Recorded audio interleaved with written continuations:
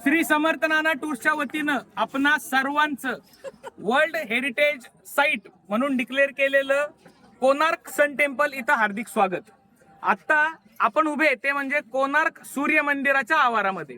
तुम्ही मागे जे पाहताय हे आहे कोणार्कचं सूर्य मंदिर, जे बांधलं होतं राजा नरसिंह देव प्रथम त्यानं 1250 म्हणजे 13व्या शतकामध्ये। या मंदिरामध्ये सूर्याचं मंदिर काय आहे, कारण जो हा राजा होता गंगा डायनेस्टी म्हणजे त्या परिवाराचा, तो सूर्यवंशी राजा होता, त्याच्यामुळे त्यानं सूर्याचं मंदिर इथं बांधलं होतं।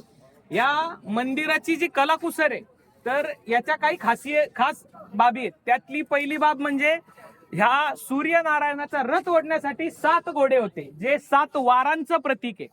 त्याच्यानंतर तो रथ चालला जावा म्हणून 24 चाकं होती, ते घड्याळातल्या 24 तासांचं प्रतीक आहे। आणि 24 चाकं म्हणजे 12 जोड्या, जे 12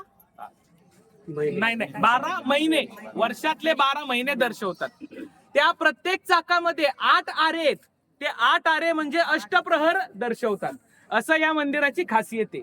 असं म्हटलं जायचं की ज्यावेळेस मंदिराची या बांधणी झाली होती त्यावेळेस एक मोठं लोहचुंबक होतं, मॅग्नेट, त्याच्यामध्ये मूर्ती जी होती सूर्यदेवाची ती अधांतरी होती।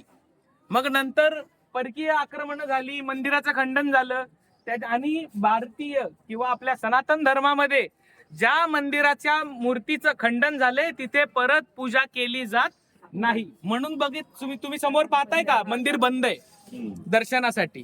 तर अशी ही शॉर्ट मध्ये इथली माहिती आहे। तर आता तुम्हाला जे ग्रुप दिलेत त्या पद्धतीने तुम्ही जायचंय, त्याच्यानंतर माहिती संपूर्ण